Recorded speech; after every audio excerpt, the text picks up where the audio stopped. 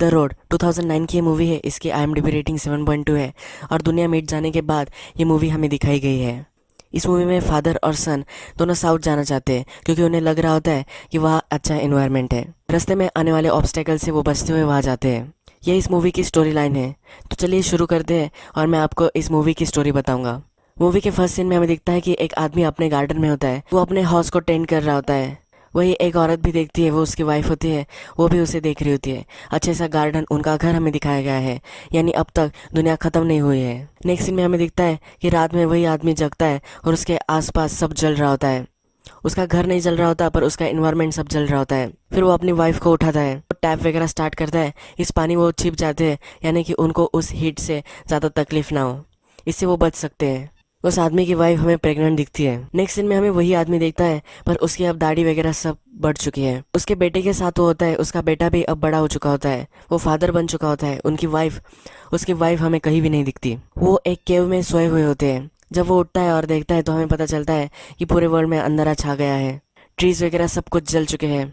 उसका बेटा उठ जाता है, वहाँ थोड़ा अर्थक्वेक आता है और उसके बेटे को वो बोलता है कि कुछ भी नहीं, ये सिर्फ एक अर्थक्वेक था, यानी कि अर्थक्वेक भी यहाँ कॉमन है। फिर फादर और सन दोनों हमें रोड पर दिखाए गए हैं। उनके पास एक कार्ट होता है, वहाँ अपनी सब चीजें वो रखते हैं और इसे खींचते खींचते वो जा रहे होते हैं। फिर फादर हमें बोलता है कि ऐसे कुछ अर्थक्वेक आए थे, उसके बाद बहुत ही ब्राइट लाइट था और सब खत्म हो चुका था।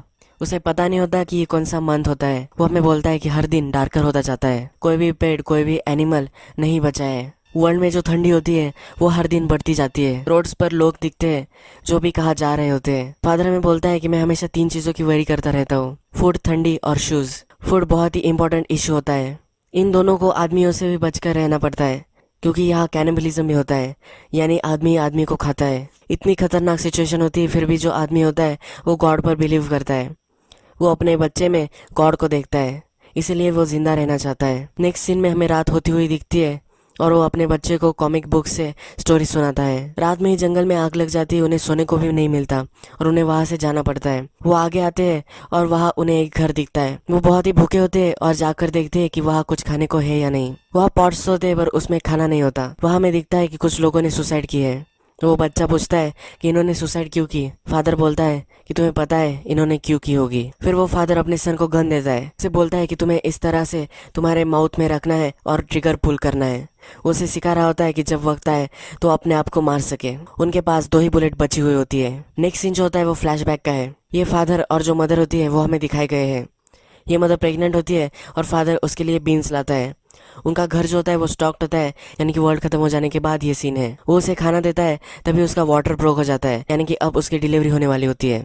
वो बहुत ही डिस्टर्ब हो जाती है। वो बोलती है कि नहीं, मैं मेरे बेटे को इस जगह नहीं ला सकती, यह रहने लायक नहीं है। उसे बहुत ही दर्द होता है पर फिर भी वो उसे डिलीवरी कर देता है। फादर और सन दोनों रोड पर होते हैं। फिर उन्हें गाड़ी की आवाज़ आती है। ये पूरी ट्राइब होती है, बहुत सारे लोग यहाँ होते हैं, पर इन दोनों को लोगों से भी बचकर रहना होता है क्योंकि ये कैनिबलिज्म भी यहाँ हो सकते हैं। फिर ये दोनों छिप जाते हैं। वो जहाँ छिपे होते हैं वही वो सब रुक जाते हैं। एक आदमी आता है और वो टॉयलेट कर रहा होता है, तभी इन दोनों को वो देख लेता है। फादर उसे बोलता है कि तुम्हें कुछ भी नहीं करना है, तुम पीछे मत देखो और आगे ही देखते रहो। तुमने तुम्हारे साथियों को अगर बुलाया तो तुम्हें मार दूंगा। फादर पूछता है कि तुम कहाँ से हो। वो बोलता है क्या इससे कुछ फर्क पड़ता है। उन आदमियों के पास राइफल्स वगैरह भी होती है, तो फादर पूछता है कि क्या तुम्हारे पास गोलियां है। वो उन्हें कुछ भी नहीं बताता। फादर फिर उससे पूछता है कि तुम खाते क्या हो। वो बोलता है जो भी हमें मिल सके, यानी कि वो कैनिबल है। वो आदमी फिर फादर से बोलता है कि तुम्हारे पास इसके लिए गोलियां भी है या नहीं, तुम मुझे नहीं मार सकते, तुमने पूरी लाइफ में किसी को भी नहीं मारा। ये बोलकर वो सन पर झपक जाता है। वो उसे मारने वाला होता है, तभी फादर गोली चलाता है और उसके सर पर वो गोली लगती है। बच्चा बच जाता है और बच्चे को लेकर वो फादर भागता हुआ हमें दिखता है।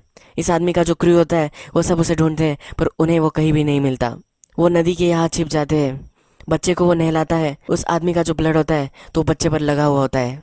वो सब वो पूछता है। फिर हमें फादर बोलता हुआ दिखता है। वो हमें बोलता है कि मैं जैसा भी दिखूं पर मैं हमेशा डरा हुआ रहता हूँ। मुझे डाउट है कि जब टाइम आएगा तो क्या मेरे बेटे को मैं समझा सकूंगा, क्या हम ये सब कर सकेंगे। यानी कि वो सुसाइड के बारे में बात कर रहा होता है, क्या वो ये सब कर सकेगा। फिर वो अपने बेटों को बोलता है कि कुछ भी हो जाए पर मैं तुम्हें सेफ रखूंगा, मैं तुम्हें कुछ भी नहीं होने दूंगा।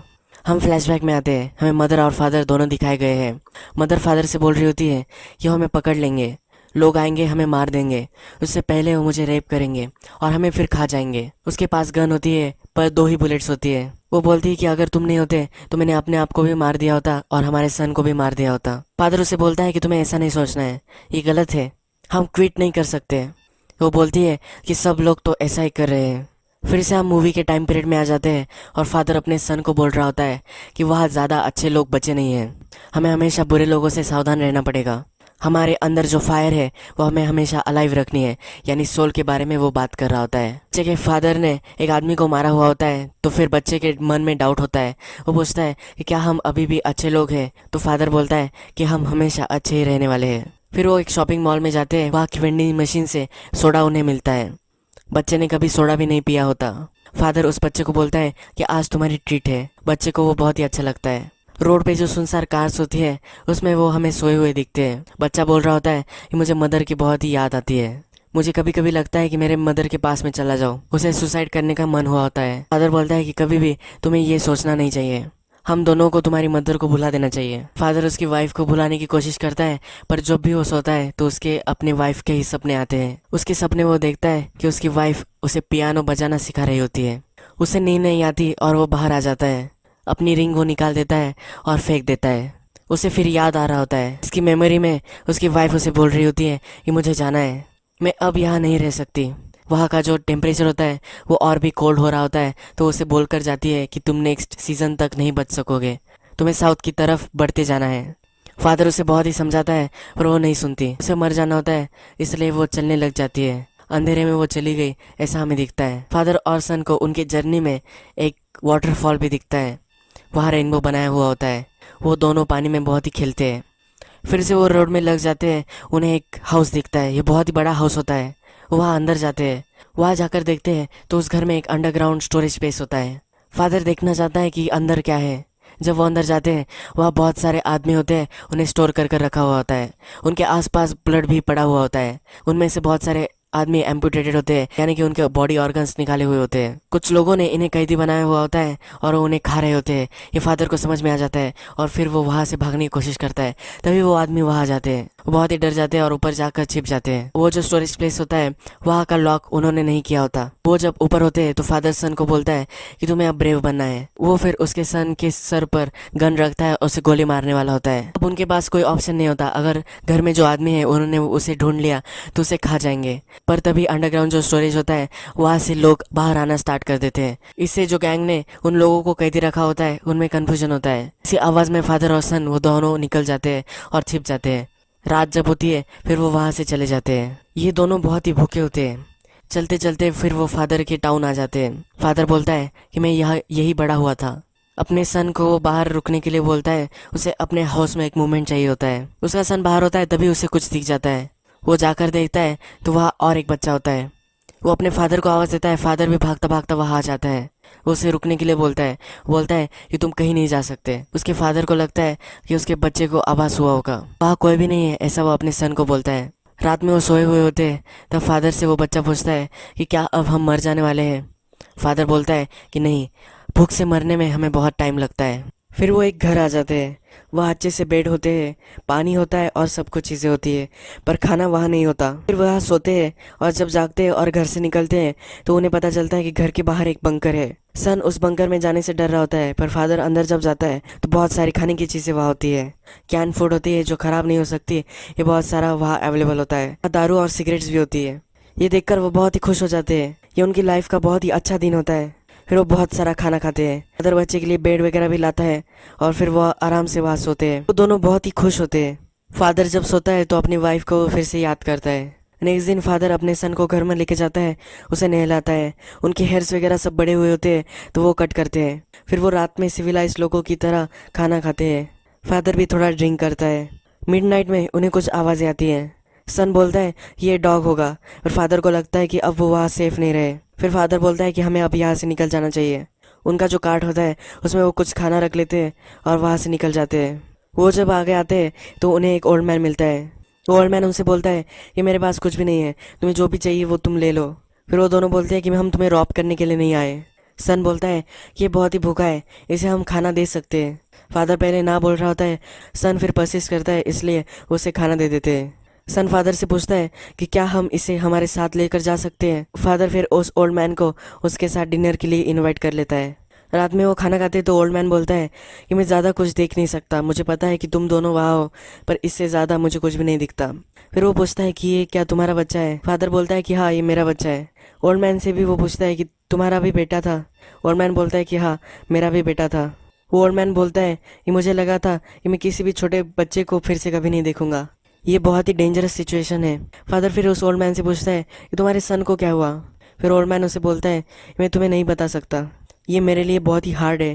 सुबह जब होती है उसमें ओल्ड मैन को वही छोड़कर वो चले जाते हैं। वो जब आगे जाते हैं तो बहुत सारा ब्लड पड़ा हुआ होता है। वहाँ बहुत सारे लोग होते हैं जो क्रू में रह रहे होते हैं, पर वो आदमियों को ही पकड़ कर उनका शिकार कर कर खाते हैं। वो वहाँ रुक जाते हैं और छिप जाते हैं। फिर वो एक चर्च में आकर सो जाते हैं। जो फादर होता है उसे बहुत ही खांसी आ रही होती है, उसकी खांसी में ब्लड भी आता है। उसके पास ज़्यादा दिन नहीं होती जीने के लिए। फिर फादर अपने सन को एक मैप दिखाता है। वो बोलता है कि हम कोस्ट से बहुत ही पास है, यानी कि कोस्ट पर बहुत सारे लोग हो सकते हैं और वहाँ वो अच्छे से रह सकते हैं, वहाँ फूड वगैरह हो सकता है, ऐसा उन्हें लग रहा होता है।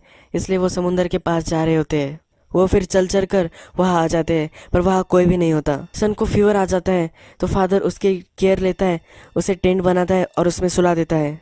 वहाँ एक शिप उसे दिखती है तो फादर अपने सन को बोलता है कि मैं अभी आया, उस शिप में कुछ होगा तो मैं लेकर आता हूँ। वहाँ फिर हमें एक आदमी आता हुआ दिखता है। वो जो टेंट होता है वो बच्चे का वो टेंट लेकर जाता है, उनका कार्ड भी लेकर जाता है। बच्चा सोया हुआ होता है। जब बच्चा उठता है तो उसे कुछ भी पता नहीं होता कि क्या हुआ है। फादर भी वहाँ आता है। फादर के पास एक फ्लेयर गन भी होती है और कुछ सप्लाइज होते हैं। वो अपने बच्चे को पूछता है कि क्या हुआ? बच्चा बोलता है कि मुझे कुछ भी नहीं पता। फिर फादर बोलता है जिसने भी लिया होगा उसे हम ढूंढ लेंगे। फिर भागते भागते जाते हैं और उस आदमी को ढूंढ लेते हैं। उस आदमी के ऊपर वो गन रखता है और कार्ड छोड़ने के लिए बोलता है। फादर पूछता है कि कितना टाइम हो गया तुम हमें फॉलो कर रहे हो? वो बोलता है कि मैं तुम्हें फॉलो नहीं कर रहा था, मैंने सिर्फ तुम्हारा कार्ड देखा और मैंने वो ले लिया। फिर फादर बोलता है कि तुम्हारे जो भी कपड़े हैं वो सब निकालो और कार्ड में रख दो। उसने उनके साथ जो किया होता है वही अब फादर उसके साथ भी करना चाहता है। वो आदमी बहुत ही डर रहा होता है, वो रोने लग जाता है, मेरे साथ प्लीज़ ये मत करो। पर फिर भी वो वहाँ से उसके कपड़े लेकर चले जाते हैं। फिर सन उसके फादर को बोलता है कि हमें उसके साथ ये नहीं करना चाहिए था, उसके पास कपड़े भी नहीं है, वो मर जाएगा। फादर बोलता है वैसे भी वो मरने ही वाला है। सन बोलता है कि वो भूखा होगा इसलिए उसने ये सब किया होगा। फिर फादर मान जाता है और फिर वो उसी जगह जाते हैं जहाँ पे वो आदमी था। उसके लिए उसके कपड़े फिर से रख देते हैं और उसके खाने के लिए भी एक डब्बा उसे रख देते हैं। फिर वो एक कोस्टल सिटी में आ जाते हैं। वो जब वहाँ आते हैं फिर उन पर हमला हो जाता है। विंडो से उन पर एक एरो चल जाता है। फादर के पैर पर वो लगता है। वो कवर लेते हैं। जब वो देखता है कि विंडो से वो आ रहा है तो फादर अपनी जो फ्लेयर गन होती है वो विंडो पर चला देता है। वहाँ जो आदमी होता है उस पर वो फ्लेयर गन लग जाती है और वो वहीं मर जाता है। वहाँ एक औरत भी होती है जो रोने लग जाती है। फादर उस औरत को छोड़ देता है, अपनी जख्म को मलहम पट्टी वगैरह वो करता है और फिर से वो बीच पर आ जाते हैं। फादर की हालत अब बहुत ख़राब होती है। फादर फिर अपने बच्चों को बोलता है कि तुम्हें अब यहाँ नहीं रुकना है, फिर से तुम्हें रोड पर जाना है, पर तुम्हें बहुत ही सावधानी बरतनी है। बहुत सारे बुरे लोग वहाँ होंगे, तुम्हें हमेशा अच्छे लोगों को ढूंढना है और उनके साथ ही रहना है। यह बहुत ही हार्ड हो सकता है पर तुम्हें जीना है। तुम्हारे अंदर की जो फायर है उसे तुम्हें हमेशा सेव करना है। वो अपने सन को साउथ ही जाने के लिए बोल रहा होता है। वो बोलता है कि अब तुम्हें मुझे छोड़ देना है, तुम्हें अब रोक नहीं सकता। फिर फादर नेक्स्ट दिन वहाँ मर जाता है। वो बच्चा बहुत ही रोता है पर अपने सफ़र के लिए फिर वो रेडी होता है। वो गन अपने पॉकेट में रखता है। फिर वहाँ दिखता है कि एक आदमी उसकी तरफ आ रहा होता है। वो उस आदमी से पूछता है कि जो आदमी तुम्हारे पास था कि क्या वो तुम्हारे फादर थे? बच्चा बोलता है कि हाँ, वो मेरे फादर थे। उस बच्चे ने उस आदमी पर गन पॉइंट की होती है। वो बोलता है कि प्लीज़ मुझ पर वो गन पॉइंट मत करो। उस आदमी का जो फिंगर होता है वो कटा हुआ होता है। हमने पहले भी जब देखा था कि जो आदमी उन्हें मिला था, जिसके कपड़े उन्होंने ले लिए थे, उसका भी फिंगर कट हुआ था। फिर ये जो नया आदमी है वो इस बच्चे को बोलता है कि तुम हमारे साथ आ सकते हो, मेरी वाइफ है, मेरे बच्चे हैं, हम दोनों तुम्हारा ख्याल रख सकते हैं। तुम्हारे पास दो चॉइस है, तुम रोड पर अगर जाओगे तो तुम्हें बहुत ही ख्याल रखना पड़ेगा, तुम्हें रोड से अलग ही चलना है। बच्चों को ये सुनकर अच्छा लगता है और वो उन फैमिली के साथ जाने वाला होता है। फिर वो अपने फादर के पास आता है और बोलता है कि मैं हमेशा तुम्हें याद रखूंगा। वो उस फैमिली की जो मदर होती है कि मुझे तुम्हें देखकर बहुत ही अच्छा लगा, मैंने तुम्हें तुम्हारे फादर के साथ देखा था, हम तुम्हें फॉलो कर रहे थे। हमें अब यहाँ पता चल जाता है कि बच्चा यहाँ सेफ है। अब हम कटे हुए फिंगर की बात करते हैं। ये जो दोनों आदमी थे जिनके फिंगर्स कट हुए होते हैं, ये दोनों एक ट्राइब का हिस्सा है। ये जो ट्राइब है ये किसी को आदमी को नहीं खाती। ये एक नॉवेल था, इस पर ये मूवी बनी हुई थी। इस नॉवेल में बताया गया है ये जो आदमी होते हैं ये हमेशा ट्राइब में रहते हैं। इससे हमेशा साइन होता है जिससे पता चल जाता है कि कौन सा आदमी किस ट्राइब का है। ये जो कटा हुआ फिंगर है ये वही ट्राइब का निशानी है जो आदमियों को नहीं खाते। ये जो न्यू फैमिली होती है उसका जो आदमी होता है उसका भी फिंगर कटा हुआ होता है, तो अब ये बच्चा 100% सेफ है। ये मूवी खत्म हो जाती है।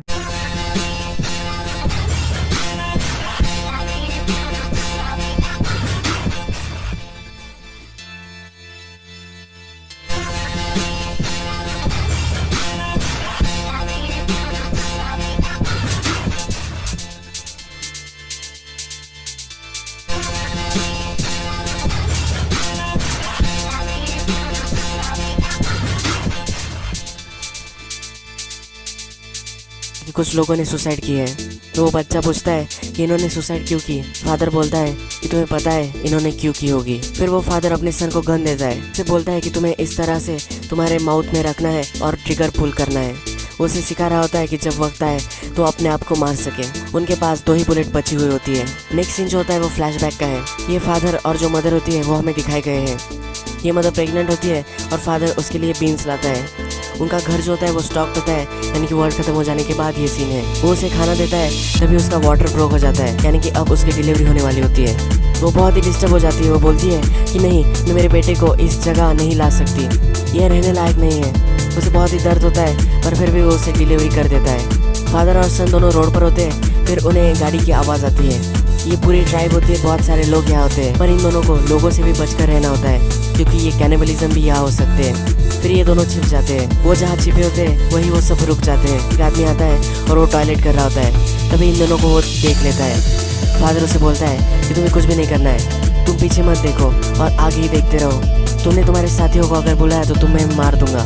फादर पूछता है कि तुम कहाँ से हो। वो बोलता है क्या इससे कुछ फर्क पड़ता है। उन आदमियों के पास राइफल्स वगैरह भी होती है, तो फादर पूछता है कि क्या तुम्हारे पास गोलियाँ हैं। वो उन्हें कुछ भी नहीं बताता।